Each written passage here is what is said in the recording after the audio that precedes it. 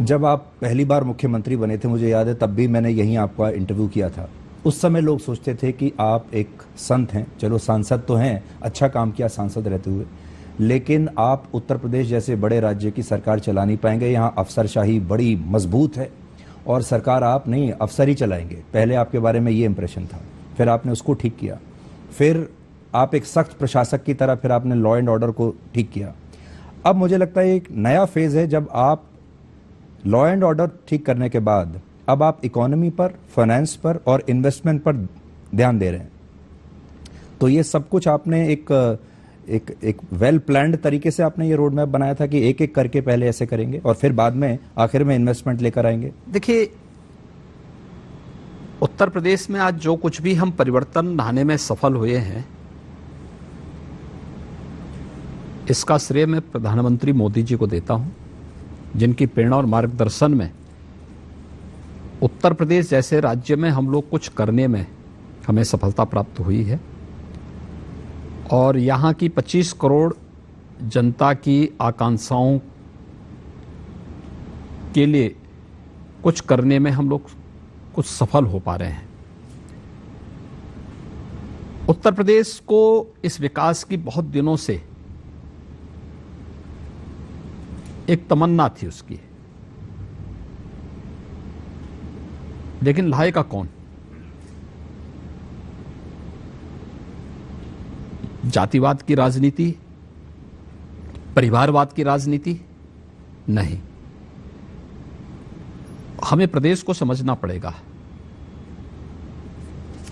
प्रदेश की 25 करोड़ जनता के लिए योजनाओं को बनाना पड़ेगा। Last year, I was injured in a car accident and I didn't know who to turn to for advice. I thought my back pain would eventually go away and और देश के अंदर ये विकास की सोच, जो समग्र विकास की सोच हो, जिसमें गांव, गरीब, किसान, नौजवान, महिलाएं, किसी के साथ भेदभाव हुए बगैर परिवारवाद, जातिवाद, क्षेत्रवाद के लिए कोई स्थान न हो, सबका साथ और सबके विकास के इस भाव को ध्यान में रख करके कार्यक्रम आगे बढ़े। 2014 के बाद वो परिवर्तन देश के अंदर देखने को मिला और उत्तर प्रदेश ने उसी को अंगीकार किया और आज उसके परिणाम हम सबके सामने हैं। अच्छा, मैंने देखा कि मैं सवाल कुछ भी पूछूं, आप जवाब जो आपको देना है वही देते हैं। नहीं, मैं जवाब वही दे रहा हूं जो आपका प्रश्न है। पर मैं आपसे कई पर्सनल सवाल भी पूछता हूं, जैसे हर सवाल में मैं वही देते हैं। नहीं, मैं जवाब वही दे रहा हूं जो आपका प्रश्न है। पर मैं आपसे कई पर्सनल सवाल भी पूछता हूं, जैसे हर सवाल में मैं आपसे ये भी जानना चाहता हूं कि आपका एक निजी व्यक्तित्व इसमें कहां आता है। पर मैंने ये देखा आप अपने निजी व्यक्तित्व के बारे में बात ही नहीं करते, या तो पार्टी या प्रधानमंत्री। देखिए, मेरा कोई व्यक्तिगत जीवन है ही नहीं। एक संत का कोई व्यक्तिगत जीवन नहीं होता है और हम लोग सफल इसलिए हैं क्योंकि जो अंदर है वही बाहर है, जो विचार है वही व्यवहार भी है। जब आचार और विचार में परस्पर विरोध होता है तो जन आकांक्षाओं की प्रतिमूर्ति नहीं बन सकता है, जन विश्वास का प्रतीक नहीं बन सकता है।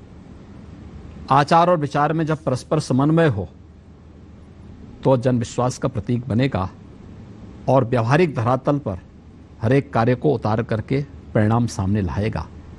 और पिछले 6 वर्ष के अंदर उत्तर प्रदेश के अंदर ये सब कुछ देखने को मिला है। मैं मठ में जैसे रहता हूं वैसे ही सार्वजनिक चौराहे पर भी वैसे ही रहता हूं। मैं यहां पर अपने ऑफिस में जिस वेशभूषा में रहता हूं, अपने आवास में भी उसी वेशभूषा में रहता हूं।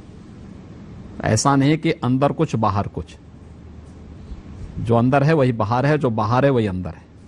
आपकी इस वेशभूषा से बहुत लोगों को दिक्कत भी होती है, तकलीफ भी होती है। शुरू में लोग आपको स्वीकार करने में उनको परेशानी हो रही थी कि एक भगवा पहने एक संत मुख्यमंत्री कैसे हो सकता है। आपने भी इस परेशानी का सामना किया? हमेशा करते हैं, लेकिन उनका काम और उनकी सोच, देखिए, जिसकी जितनी सोच होगी, जितना विवेक होगा, उन्हें हम उसके लिए दोषी क्यों ठहरा देते हैं? ईश्वर ने उनको जब उतना ही सोचने की सामर्थ्य दी है, उससे ज्यादा की अपेक्षा क्यों करते हैं? इसलिए उधर बहुत ध्यान नहीं देता मैं। अपने उस एजेंडे को जो पार्टी ने तय किया है, जो शासन ने तय किया है, उस एजेंडे को आगे बढ़ाने में विश्वास करता हूं, और उसी एजेंडे को आगे बढ़ाने का परिणाम है आरोप प्रत्यारोप सार्वजनिक जीवन में लगते रहे हैं, लगेंगे भी, ये सब चलता रहेगा। लेकिन हमें परिणाम पे फोकस करना पड़ेगा, और जब परिणाम आएंगे सबके मुंह अपने आप बंद होंगे। अब मैं आपकी सबसे बड़ी चुनौती के बारे में बात करता हूं, जो आप यूपी ग्लोबल इन्वेस्टर्स समिट अभी आप करने जा रहे हैं। 17 लाख करोड़ का आपने एक टारगेट रखा। ये बहुत बड़ा टारगेट है, क्योंकि आपकी पूरी यूपी की अर्थव्यवस्था 18.5 लाख करोड़ के आसपास की है, और 17 लाख करोड़ लगभग उतना ही आप यहां निवेश लाना चाहते हैं। अब कोई उद्योगपति आज आपसे ये पूछे कि मैं उत्तर प्रदेश में क्यों पैसा लगाऊं, मैं महाराष्ट्र में क्यों ना लगाऊं, पश्चिम बंगाल में क्यों ना लगाऊं, राजस्थान में क्यों ना लगाऊं, पंजाब में क्यों ना लगाऊं, तो उसे आप कैसे कन्विंस करेंगे? देखिए, उत्तर प्रदेश की कुल जो जीडीपी है आज के दिन पर, वह 23 लाख करोड़ से ऊपर की है, और पिछले 6 वर्ष में ये लगभग दुगनी हुई है। हमने जब सत्ता संभाली थी, उत्तर प्रदेश की जो जीडीपी थी वह लगभग 12 लाख करोड़ रुपए की थी। आज वह 23 लाख करोड़ को क्रॉस कर रही है,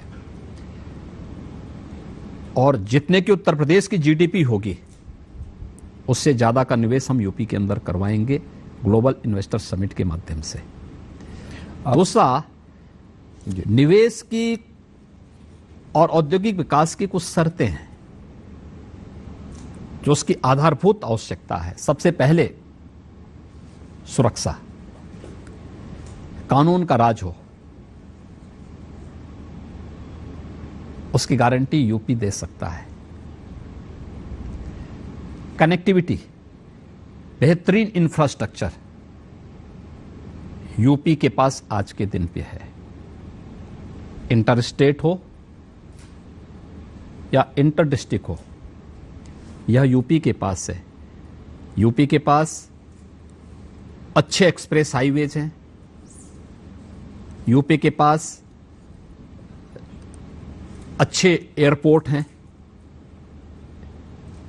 एयर कनेक्टिविटी यूपी की बेहतरीन सबसे अच्छी है आज के दिन पे, और यूपी के पास अब लैंड लॉक्ड स्टेट से बाहर हट करके हम लोग वाटरवे से भी जुड़ चुके हैं। पूर्वी बंदरगाह से हल्दिया से वाराणसी के बीच में जुड़ चुके हैं। मेट्रो की सबसे अच्छी सेवाएं देश के अंदर हमारे पास हैं। रैपिड रेल यूपी का प्रारंभ होने वाला है। तो डबल इंजन सरकार की स्पीड के साथ जब विकास दर दिखाई दे रही हो, वह यूपी के अंदर है। ईज ऑफ डूइंग बिजनेस में Do you really want to make your holiday special? Tanzania दर दिखाई दे रही हो, वह यूपी के अंदर है। ईज ऑफ डूइंग बिजनेस में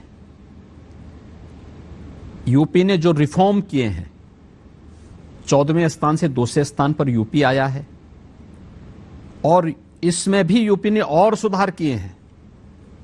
यानी हमारा कोई भी निवेशक आएगा, सिंगल विंडोज का जो हमारा प्लेटफॉर्म है, यह देश का सबसे बड़ा निवेश मित्र प्लेटफॉर्म हमारे पास है। 350 से अधिक एनओसी उसको एक ही प्लेटफॉर्म पे एक जगह मिल सकती है।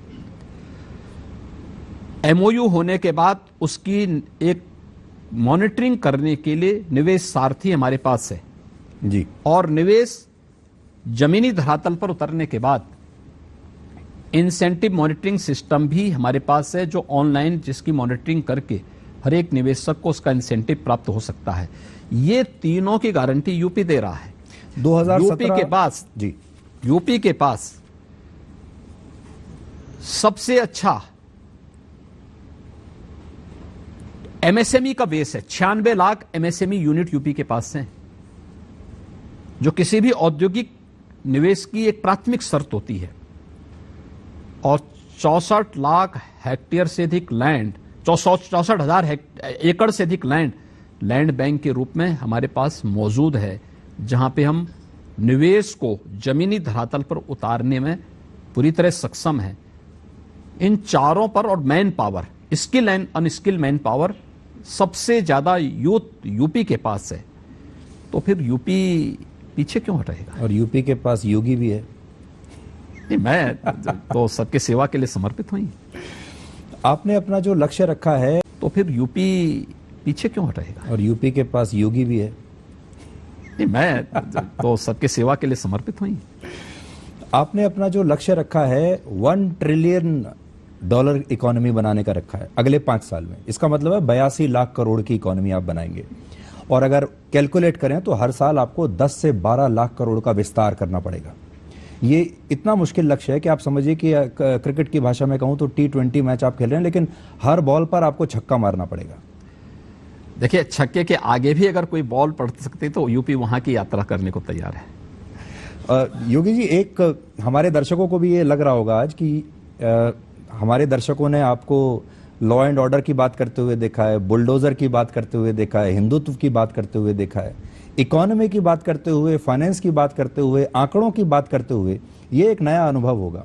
और दर्शकों को मैं ये भी बता दूं कि योगी जी ने असल में BSc किया है मैथ्स में, तो आपकी वो डिग्री अब जरूर काम आ रही होगी आपके।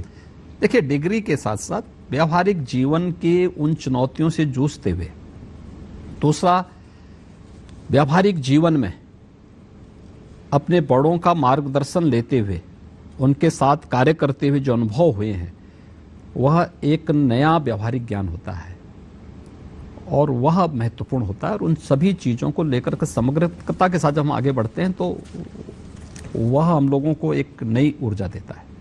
अब मैं अगले विषय पर आता हूं। 2024 का चुनाव अब आने ही वाला है। राष्ट्रीय कार्यकारिणी हुई, उसमें प्रधानमंत्री मोदी ने पूरा रोड मैप भी बताया कि बजट को लेकर घर घर जाइए और सरकारी योजनाओं को लेकर घर घर जाइए। आपका अपना आकलन या ये कह लीजिए कि आपकी अपनी भविष्यवाणी 2024 के बारे में क्या है? देखिए, 2024 में प्रधानमंत्री मोदी जी के नेतृत्व में भारतीय जनता पार्टी 2019 से अच्छे बहुमत से फिर से सरकार बनाएगी और उत्तर प्रदेश में